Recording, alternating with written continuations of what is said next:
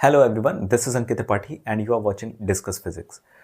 तो आज हम स्टार्ट करने जा रहे हैं क्लास 12th फिजिक्स स्टूडेंट्स के लिए एक सीरीज़ जिसमें कि हम 12th के सीबीएसई बोर्ड के कुछ इंपॉर्टेंट चैप्टर्स को हम सीक्वेंस में पढ़ेंगे। So the very first chapter in the syllabus is written over here. The title is electric charges and field. ये पहला चैप्टर है हमारे सीबीएसई के सिलेबस में। इसी से हम स्टडी स्टार्ट करेंगे। जैसा कि नेम से क्लियर है कि इसमें हम चार्जेस और उनके इफेक्ट्स के बारे में हम पढ़ने वाले हैं। ये सब कुछ बिलोंग करता है इलेक्ट्रिसिटी से।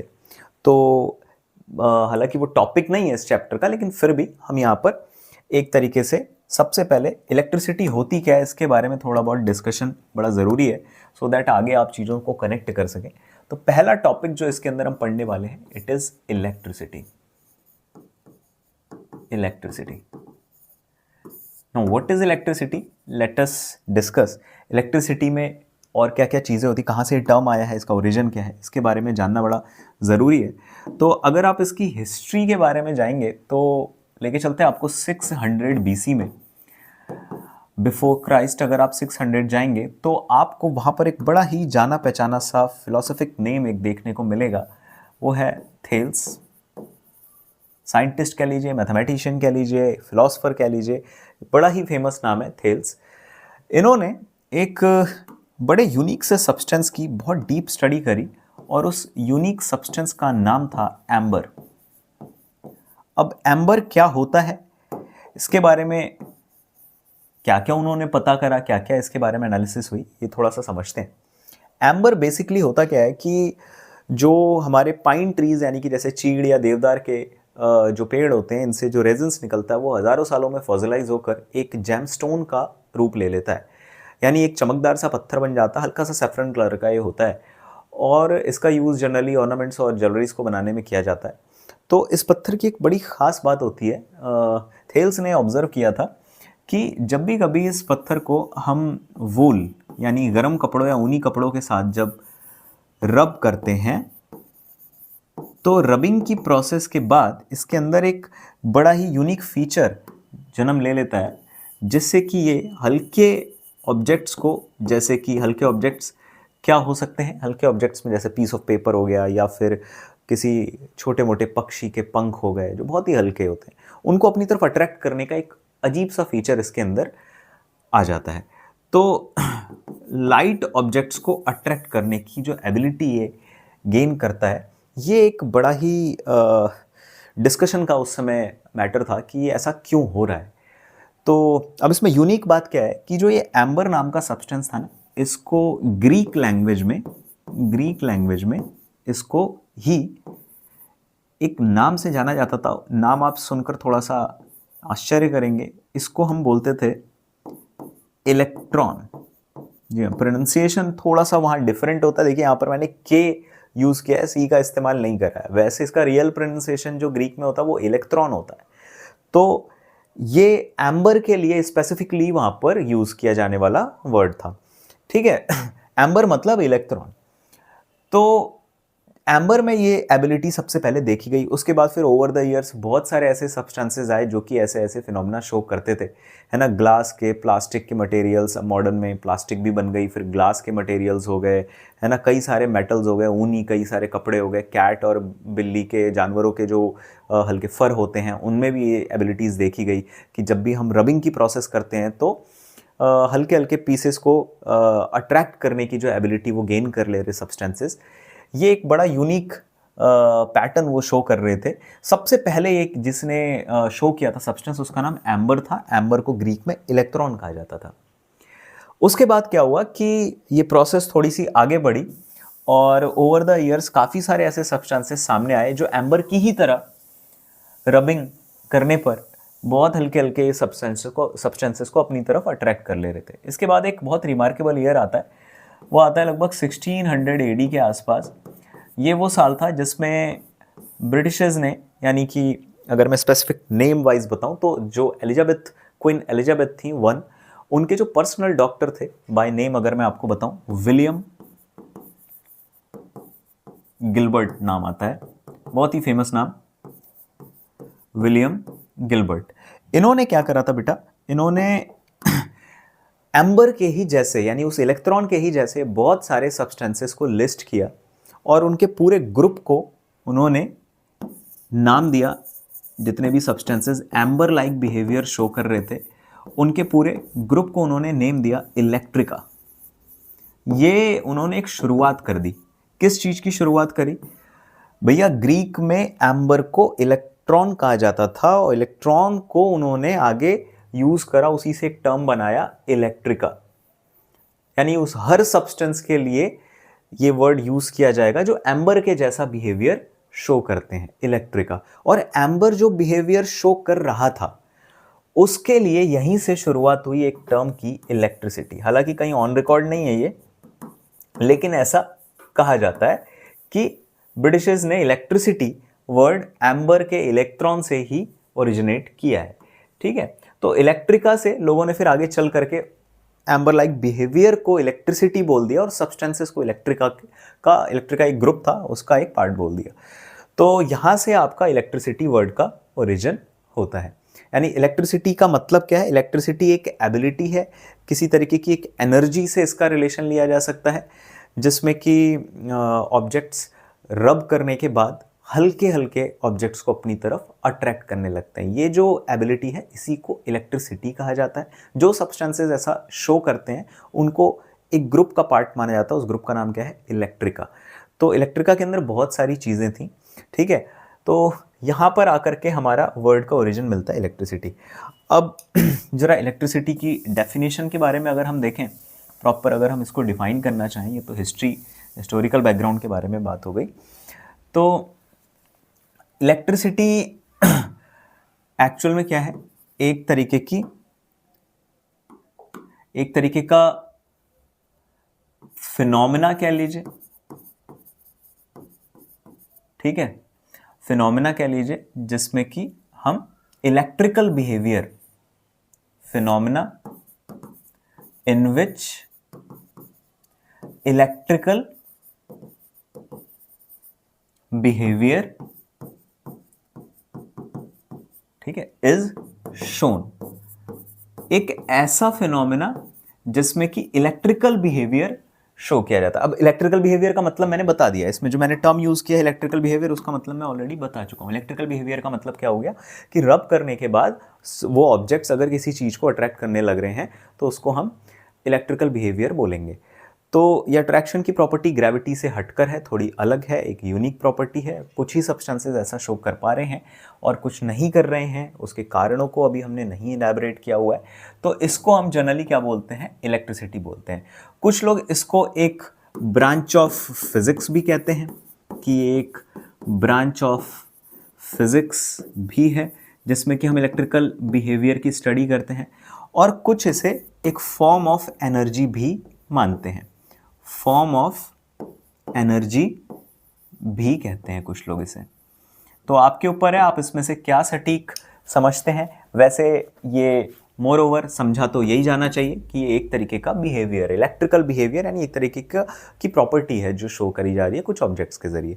ठीक है, आगे चल करके थोड़ा इसका एनालिसिस हुआ तो पता चला कि जिस तरीके की इलेक्ट्रिसिटी के बारे में हम लोग पढ़ रहे थे, जिस तरीके की इलेक्ट्रिसिटी के बारे में हमारी समझ थी, वो बेसिकली उसके कुछ टाइप्स हैं, क्योंकि रिसर्च कभी रुकती नहीं है। तो इलेक्ट्रिसिटी के टाइप्स भी थे। तो अगर हम बात करें इलेक्ट्रिसिटी के टाइप 1 के बारे में, तो जो इलेक्ट्रिसिटी हम स्टडी कर रहे थे वो बेसिकली फ्रिक्शनल इलेक्ट्रिसिटी थी, फ्रिक्शन से प्रोड्यूस हुई थी। बट उसको हम स्टैटिक इलेक्ट्रिसिटी भी कह सकते हैं। फ्रिक्शनल इलेक्ट्रिसिटी के अलावा हम उसको स्टैटिक इलेक्ट्रिसिटी भी कह सकते हैं। इसके अलावा इलेक्ट्रिसिटी का एक और डायनामिक वर्जन भी एग्जिस्ट करता है जिसको कि हम बोलते हैं करंट इलेक्ट्रिसिटी। करंट इलेक्ट्रिसिटी, ठीक है, करंट इलेक्ट्रिसिटी।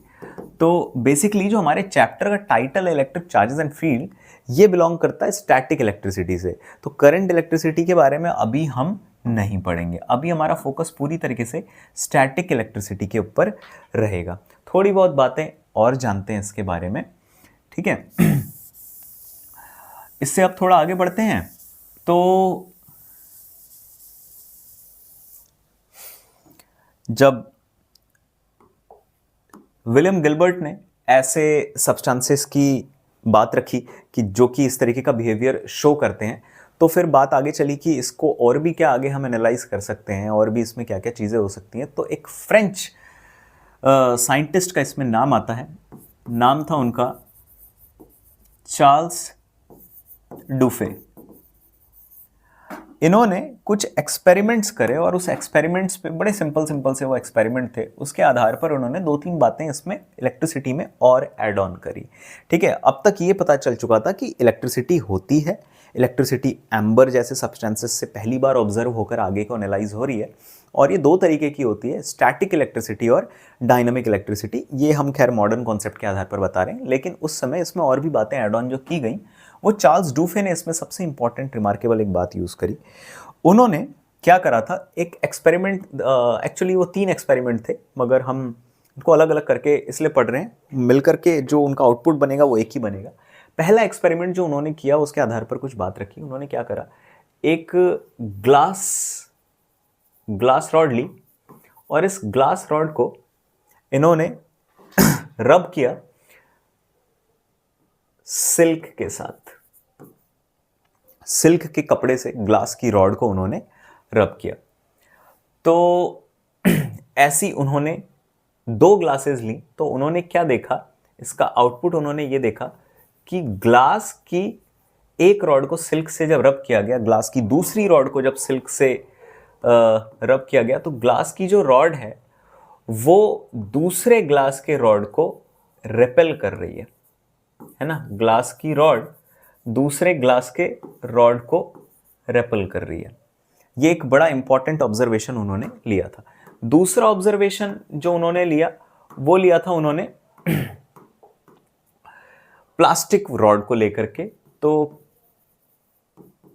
प्लास्टिक की जो रॉड है, अगर उसको हम ऊनी कपड़ों के साथ यानी वुलन के साथ अगर हम उसको रब करते हैं, तो देखा गया कि जो आपका प्लास्टिक की जो दोनों रॉड्स हैं, इसका ऑब्जर्वेशन ये था कि दोनों प्लास्टिक रॉड्स एक दूसरे को रिपेल कर रही थी। तीसरे ऑब्जर्वेशन में उन्होंने एक बात प्रूफ कर दी। क्या? तीसरा ऑब्जर्वेशन उनका ये था कि अगर हम प्लास्टिक वाली इस रॉड को,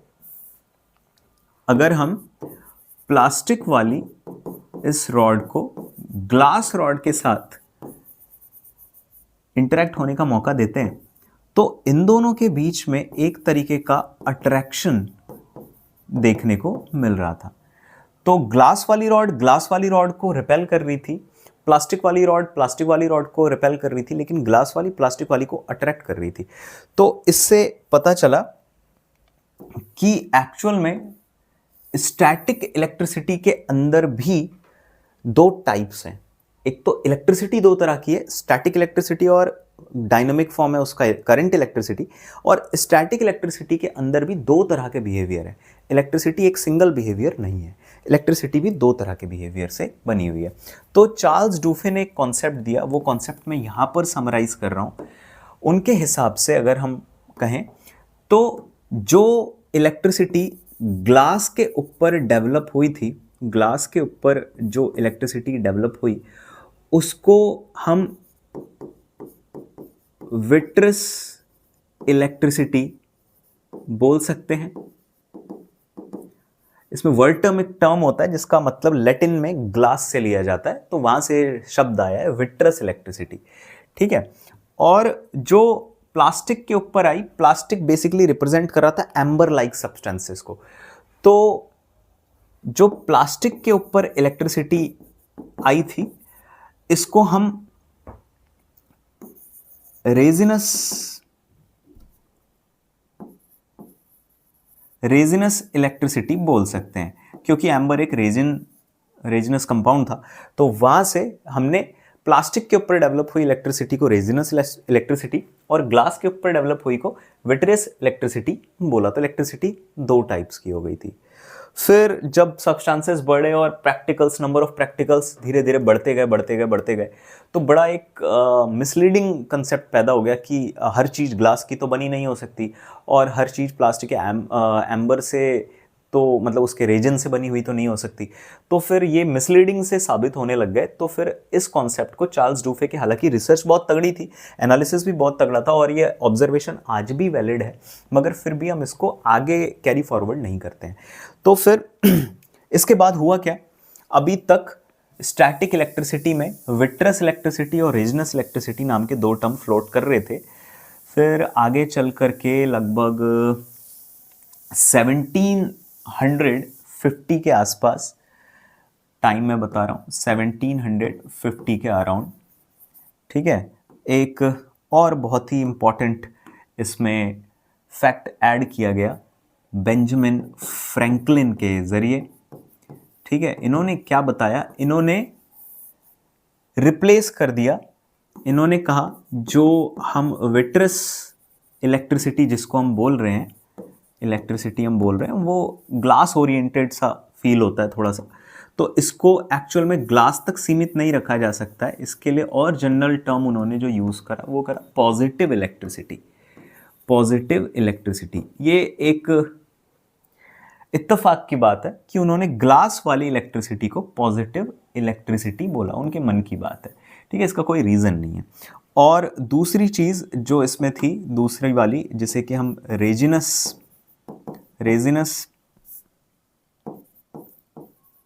इलेक्ट्रिसिटी जिसको हम बोल रहे थे, उसको उन्होंने रिप्लेस करा नेगेटिव इलेक्ट्रिसिटी नाम के वर्ड से। तो पहली बार यहाँ पर जब पता चला कि इलेक्ट्रिसिटी दो तरह की होती है, विट्रस और रेजिनस, जिसको कि आगे कन्वर्ट करके पॉजिटिव और नेगेटिव दो टर्म्स में डिवाइड कर दिया गया। तो पहली बार यहाँ से पॉजिटिव और नेगेटिव दो वर्ड्स कॉइन हुए। इसका क्रेडिट पूरी तरीके से बेंजामिन फ्रैंकलिन को जाता है। ठीक है, चार्ज की कुछ आगे चल के जब हम चार्ज, इलेक्ट्रिक चार्ज पढ़ेंगे तो वहाँ पर कुछ यूनिट्स के तौर पर भी हम देखते हैं इलेक्ट्रिक चार्ज में। तो फ्रैंकलिन हमारी सीजीएस यूनिट के रूप में भी काउंट किया जाता है। फ्रैंकलिन ने बहुत ही बड़ा ये काम किया था कि पॉजिटिव और नेगेटिव वर्ड कॉइन कर रहे थे जो इलेक्ट्रिसिटी के दो एस्पेक्ट्स को शो करते हैं, positive electricity and negative electricity. अभी तक सब कुछ इलेक्ट्रिसिटी में ही चल रहा था।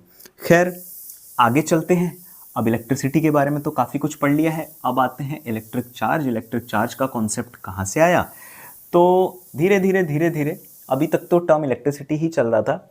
फिर जब हम मॉडर्न फिजिक्स की तरफ बढ़ने लग गए तो एक साल आता है हमारा 1897 के आसपास। इसके आसपास जब थॉमसन्स मॉडल आपका बहुत ही ज़्यादा चर्चा का विषय था, तो थॉमसन, जे थॉमसन की अप्रोच थी। उन्होंने हालांकि एक प्लम पुडिंग मॉडल दिया था एटम से रिलेटेड। उन्होंने उसके अंदर कैथोड रेज के हिसाब से एक्सपेक्ट किया था कि there should be some negative particles, कुछ नेगेटिव इलेक्ट्रिसिटी वाले पार्टिकल्स वहाँ होने चाहिए, ऐसा उन्होंने बताया था। तो उन्होंने इलेक्ट्रॉन, एक एलिमेंट्री पार्टिकल की खोज करी, इलेक्ट्रॉन। ठीक है, इलेक्ट्रॉन, ये एलिमेंट्री पार्टिकल जे थॉमसन ने, इलेक्ट्रॉन वर्ड कहाँ से आया? इलेक्ट्रॉन का मतलब वही एम्बर से। एक ऐसा पार्टिकल ढूंढा जो एटम के अंदर बहुत ही कोर में प्रेजेंट है और वो इतना छोटा है कि दुनिया में अभी तक उससे छोटा पार्टिकल कोई ढूंढा नहीं गया है टिल 1897।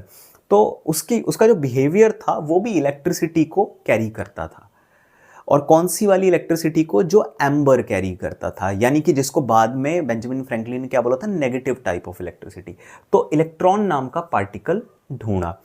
इन पार्टिकल्स का एक बड़ा ही खास बिहेवियर था कि ये इलेक्ट्रिसिटी को कैरी करते थे और इसकी खोज के बाद इलेक्ट्रॉन जिस इलेक्ट्रिसिटिक या इलेक्ट्रिकल बिहेवियर को कैरी करता है उसको आगे चल के इलेक्ट्रिक चार्ज बोला गया।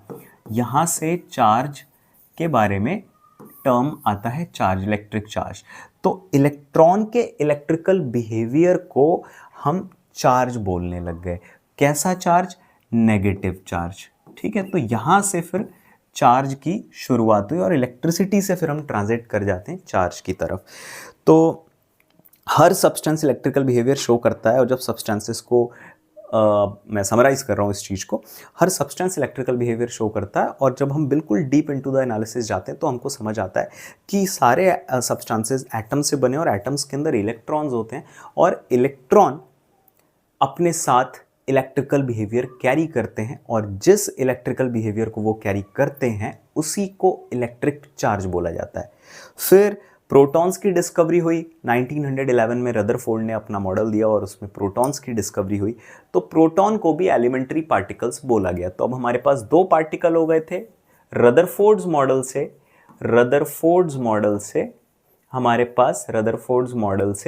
हमारे पास प्रोटॉन के बारे में भी जानकारी आ चुकी थी। प्रोटॉन एक तरीके का विट्रस इलेक्ट्रिसिटी अपने साथ रखता था, यानी ग्लास लाइक इलेक्ट्रिसिटी रखता था। तो इलेक्ट्रॉन और प्रोटॉन नाम के दो पार्टिकल्स एटम्स के अंदर मिले, ये भी चार्ज पार्टिकल थे, लेकिन इनका चार्ज विट्रस या फ्रैंकलिन के हिसाब से क्या रहेगा, पॉजिटिव रहेगा। तो अब यहां से फिर इलेक्ट्रिक चार्ज नाम का टर्म इंट्रोड्यूस होता है, यानी कि मैटर की बहुत ही अंदर की प्रॉपर्टी जो इलेक्ट्रॉन और प्रोटॉन रखते हैं, जो इलेक्ट्रिकल बिहेवियर का रियल कॉज हैं। तो अब यहाँ से मैं फिर अब इलेक्ट्रिक चार्ज की तरफ आपको लेके चलूँगा। ये तो इलेक्ट्रिसिटी का पूरा ब्यौरा था। तो अब अगर हम थोड़ा सा इसको समराइज करते हुए देखें तो इलेक्ट्रिक चार्ज के बारे में अगर स्पेसिफिकली हम पढ़ें, इलेक्ट्रिक चार्ज, ठीक है, तो डेफिनेशन की अगर बात करें तो हमें पता क्या चला, एक बार डेफिनेशन लिखने से पहले एक बार फिर से बता दो हमें क्या पता चला है कि एम्बर से हम शुरू करें हैं अपनी पूरी जर्नी को, और हमें एम्बर से ये पता चला है कि एम्बर जो बिहेवियर शो करता है उसको हम क्या बोलते हैं, इलेक्ट्रिसिटी बोलते हैं। और इलेक्ट्रिसिटी दो टाइप की होती है, पॉजिटिव और नेगेटिव। और इलेक्ट्रिसिटी एक इफेक्ट है, एक तरीके का फिनोमेना है, और इस इफेक्ट का कॉज कौन है, कुछ इलेक्ट्रॉन्स और protons. Electron negative charge particle है, प्रोटॉन्स पॉजिटिव पार्टिकल्स है, पॉजिटिव इलेक्ट्रिसिटी रखते हैं, और इन दोनों की वजह से इलेक्ट्रिसिटी नाम का फिनोमेना शो होता है। और इनके पास जो वो इलेक्ट्रिकल पावर है उसी को हम चार्ज बोलते हैं। तो चार्ज के होल्डर्स इस यूनिवर्स में दो ही पार्टिकल हैं, इलेक्ट्रॉन्स और प्रोटॉन्स। तो यहाँ से हम जो समराइज कर सकते हैं एक चीज़ वो ये कि इलेक्ट्रिसिटी एक तरीके का इफेक्ट है और चार्ज उसका कॉज है। और ये चार्ज कौन होल्ड करते हैं, दो पार्टिकल्स को इसकी रिस्पॉन्सिबिलिटी मिली हुई है, इलेक्ट्रॉन्स और प्रोटॉन्स। इलेक्ट्रिसिटी के बेंजामिन फ्रैंकलिन के कंसेप्ट के हिसाब से दो बिहेवियर होते हैं, पॉजिटिव और negative. Electron are the holders of negative electricity and protons are the holders of positive electricity. ये सिर्फ एक मैटर ऑफ फैक्ट है कि हम आज उसको फॉलो कर रहे हैं, मगर इसका कोई कारण नहीं है कि इलेक्ट्रॉन के हम इलेक्ट्रिसिटी को नेगेटिव और प्रोटॉन के पॉजिटिव क्यों कहते हैं। हो सकता है शायद उस समय प्रोटॉन के इलेक्ट्रिक बिहेवियर को नेगेटिव बोला गया होता तो आज पूरी थ्योरी रिवर्स में चल रही होती। ये सिर्फ एक इत्तेफाक की बात है। तो खैर अब आते हैं बिल्कुल टू द पॉइंट डेफिनेशनल बातों पर कि कौन कौन सी ऐसी चीज़ें हैं जो कि हमें याद रखनी है इलेक्ट्रिक चार्ज के अंदर। तो बेसिकली अगर हम बात करें इलेक्ट्रिक चार्ज के अंदर तो डेफिनेशन की बात करें तो ये क्या है, इट इज़, बहुत खोजबीन के बाद हम अंदर पहुंचे हैं, it is an intrinsic property, intrinsic property, ठीक है, ये एक इंट्रिंसिक प्रॉपर्टी है ऑफ मैटर, ठीक है, by virtue of which, matter का मतलब क्या होता है, मैटर के अंदर सिर्फ दो चीजें हैं, इलेक्ट्रॉन और प्रोटॉन, उनको हम जनरली क्या बोलते हैं, एलिमेंट्री पार्टिकल्स। मैटर में भी हम सीधे एलिमेंट्री पार्टिकल्स की बात कर रहे हैं, ठीक है। तो it is an intrinsic property of elementary particles जो मैटर को बनाते हैं, यानी इलेक्ट्रॉन्स और प्रोटॉन्स, ठीक है, which causes electric force या इलेक्ट्रिसिटी। बहुत सिंपल सी डेफिनेशन। जो अभी तक हमने डिस्क्राइब किया उसी के बेसिस पर ये डेफिनेशन बनाई है। क्या है कि इलेक्ट्रिक चार्ज क्या है? इलेक्ट्रिक चार्ज एक इंट्रिंसिक प्रॉपर्टी है, बहुत ही अंदरूनी प्रॉपर्टी है, जो एलिमेंट्री पार्टिकल्स यानी इलेक्ट्रॉन्स और प्रोटॉन्स होल्ड करते हैं, जो कि आगे चल के इलेक्ट्रिसिटी या इलेक्ट्रिक फोर्स का कारण बनती है। यानी ग्लास का रॉड ग्लास के रॉड को रिपेल कर रहा है, ग्लास का रॉड प्लास्टिक के रॉड को अट्रैक्ट कर रहा है। ये अट्रैक्शन और रिपल्शन एक तरीके के फोर्स की वजह से होता है, और उस फोर्स को इलेक्ट्रिक फोर्स हम बोल सकते हैं। ठीक है, तो ये डेफिनेशन हो गई। तो चार्ज का मतलब हम इलेक्ट्रिसिटी का कॉज ढूंढ रहे हैं। इलेक्ट्रिसिटी का कॉज है चार्ज, जो किसके पास रहता है? इलेक्ट्रॉन्स और प्रोटॉन्स के पास रहता है। तो बेसिकली ये तो डेफिनेशन है। अगर हम बात करें इसके कुछ और टर्म्स की, तो इलेक्ट्रिक चार्ज एक फिजिकल प्रॉपर्टी है। अगर हम इसको as a physical property deal करें, तो इलेक्ट्रिक चार्ज नाम की जो फिजिकल प्रॉपर्टी होती है वो एक तरीके की स्केलर क्वांटिटी होती है। स्केलर क्वांटिटी होती है, ठीक है। इसकी कोई डायरेक्शन नहीं होती, ये अलजेब्रिक सम को फॉलो करेगी, और भी बहुत सारे फीचर्स हैं। मैं कुछ इंपॉर्टेंट बातें बता रहा हूँ। पहले एज अ क्वांटिटी इसको आप कैसे डील करेंगे। तो फिजिकल प्रॉपर्टी के बेसिस पर ये एक स्केलर फिजिकल क्वांटिटी होती है। अच्छा, हमने ये तो बता दिया कि चार्ज एलिमेंट्री पार्टिकल्स के पास रहने वाला एक स्पेशल फीचर है, लेकिन इसमें एक बहुत इंपॉर्टेंट नाम आता है, वो आता है मिलिकन का, जिन्होंने अपने ऑयल ड्रॉप एक्सपेरिमेंट में पहली बार इलेक्ट्रॉन के ऊपर कितनी प्रॉपर्टी होती है ये इलेक्ट्रिकल, उसका पता लगाया था। यानी इलेक्ट्रॉन के इलेक्ट्रिक चार्ज का पता लगाया था उन्होंने बताया था कि एक इलेक्ट्रॉन के ऊपर इलेक्ट्रिक चार्ज E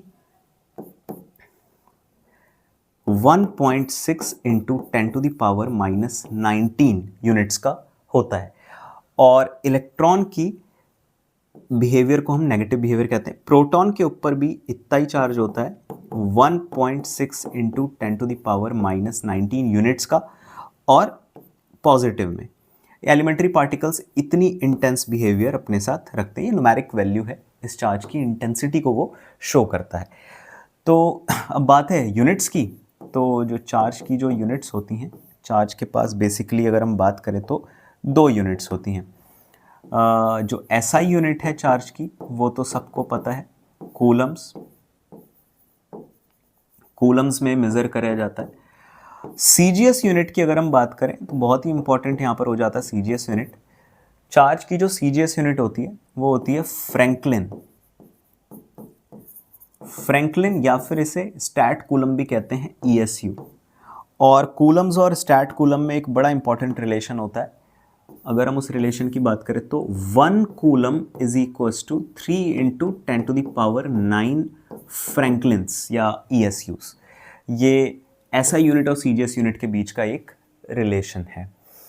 तो अभी हम चार्ज को पूरा एनालाइज तो नहीं कर रहे हैं, लेकिन मैंने इतना ज़रूर बता दिया कि इलेक्ट्रिसिटी का रियल कॉज इलेक्ट्रिक चार्जेस होते हैं, जो 2 पार्टिकल्स होल्ड करते हैं, एक प्रोटॉन और एक इलेक्ट्रॉन। प्रोटॉन आपका एक तरीके का विट्रस इलेक्ट्रिसिटी यानी पॉजिटिव इलेक्ट्रिसिटी शो करने वाला पार्टिकल है, और इलेक्ट्रॉन एक रेजिनस इलेक्ट्रिसिटी यानी कि नेगेटिव इलेक्ट्रिसिटी शो करने वाला पार्टिकल है। और अब हम थोड़ा सा आगे बढ़ते हैं। एक बार फिर से मैं आपको पीछे लेकर जाऊं तो मैंने आपको बताया था कि विलियम गिलबर्ट ने कुछ सब्सटेंसेस को एनालाइज किया था, जिनके पूरे ग्रुप को उन्होंने इलेक्ट्रिका बोला था। हमारे पास एक थोड़ा सा एक सीरीज़ है इन सब्सटेंसेस की। अब थोड़ा उसके बारे में बात करते हैं। यहाँ से क्वेश्चन बनता है कि किस चीज़ को किस चीज़ के साथ हम फ्रिक्शन करें कि डेवलप होने वाली इलेक्ट्रिसिटी का एक पर्टिकुलर पार्ट हमको देखने को मिले। तो यहाँ पर देखिए, ये 1 से लेकर के 16 तक कैट्स फर, फ्लैनल। कैट्स फर तो सभी जानते हैं, बिल्ली के बाल हैं। फ्लैनल की अगर हम बात करें तो एक तरीके का स्पेशल कपड़ा होता है, ऊनी कपड़ा सा होता है, थोड़ा सा कोमल कोमल सॉफ्ट सा कपड़ा ही होता है। सीलिंग वैक्स की अगर हम बात करें तो जो बंडल्स पे या फिर फाइल्स पे या फिर तालों पर जो सील लगाया जाता है, ये उस सीलिंग वैक्स है। ग्लास रॉड सब जानते हैं। कॉटन यानी रुई हो गया, पेपर यानी हल्के पीसेस ऑफ पेपर। सिल्क की अगर हम बात करें तो जो सिल्क होता है रेशम से बना हुआ, ह्यूमन बॉडी अपने आप में एक इलेक्ट्रिसिटी का गुड होल्डर है। वुड लकड़ी हो गई, मेटल हो गए, रबर हो गया, रेजिन्स यानी जैसे वो एम्बर लाइक सब्सटेंसेस, ऐसे बहुत सारे रेजिन्स होते हैं जो इलेक्ट्रिसिटी शो करते हैं। लेकिन एम्बर उनमें से एक अलग है। एम्बर को छोड़कर अदर रेजिन्स की अगर हम बात करें तो वो अलग अलग पेड़ों से निकल सकते हैं, बट एम्बर जो है वो अलग तरीके का, वो फॉसिलाइज होकर बनता है। रेजिन्स अभी फॉसिलाइज हुए नहीं है, फॉसिलाइजेशन से पहले जो बस खाली जो वहाँ से पेड़ों से जो निकलने वाले जो लिक्विड्स होते हैं तरीके के, उनको थोड़ा सा सॉलिडिफाई करके ही बनाए जाते हैं। अगर हम बात करें सल्फर हो गया, 15th हो गया इबोनाइट, और फिर है आपका एक ये गुटा परचा। अब 1 to 16 ये जो सारे नाम लिखे हुए हैं, इनमें कौन किसको अट्रैक्ट करेगा, कौन किसको रिपेल करेगा। देखिए अब इस सीरीज में 1 2 3 4 ये लाइन से जो आ रहे हैं, इनमें इस पूरी सीरीज में 1 to लेकर 16 तक हमने जो नंबर्स लिखे हुए हैं, इन नंबर्स में अगर आप किसी एक पर्टिकुलर को, जैसे हम उठाते हैं फॉर एग्जांपल ग्लास को, अगर ग्लास को हम कैट फर के साथ रब करते हैं, तो एक बार ग्लास को कैट फर के साथ रब कर लीजिए और एक बार ग्लास को सिल्क के साथ रब कर लीजिए। जो इस सीरीज में ऊपर आ रहा है उसके ऊपर पॉजिटिव चार्ज आएगा, जो सीरीज में अपर वैल्यू पर है, जैसे फर्स्ट पॉइंट पर है, यहां पर ये 4th पॉइंट पर है, तो जो ऊपर आ रहा है उसमें आपका पॉजिटिव चार्ज रहता है, और जो इस सीक्वेंस में नीचे आ रहे हैं, सीक्वेंस में नीचे आ रहे हैं, उनमें नेगेटिव चार्ज आएगा। पूरे के पूरे टेबल के अंदर बहुत ही आसानी से आप समझ सकते हैं किसके ऊपर पॉजिटिव कब आएगा। अगर आप इस सीरीज के अंदर किसी एक पर्टिकुलर एलिमेंट की बात कर रहे हैं, तो उस एलिमेंट को उसके आगे वाले से अगर रब करोगे तो उसके ऊपर नेगेटिव चार्ज आएगा। अगर आप उस सब्सटेंस को उसके पीछे वाले कैटेगरी, पीछे सीरीज में जो पीछे आ रहे हैं उसके साथ रब करोगे तो उसके ऊपर पॉजिटिव चार्ज आएगा। एग्जाम्पल के तौर पे मैं आपको बता चुका हूँ, ग्लास को अगर आप कैट्स फर के साथ रब करेंगे तो नेगेटिव, और ग्लास को अगर आप सिल्क के साथ रब करेंगे तो ग्लास के ऊपर पॉजिटिव चार्ज आएगा। ये कुछ एक बेसिक बातें थी जो मैंने आपको इसमें बता दी। इसमें बहुत ही आसानी से आप वो पेयर्स ढूंढ सकते हैं जिन पे पॉजिटिव और नेगेटिव चार्जेस आते हैं। ये थी बेटा कुछ इलेक्ट्रिसिटी से related important points. Next video में हम इलेक्ट्रिक चार्ज के कुछ और भी इंपॉर्टेंट फीचर्स के बारे में पढ़ेंगे। तब तक के लिए शुभ रात्रि।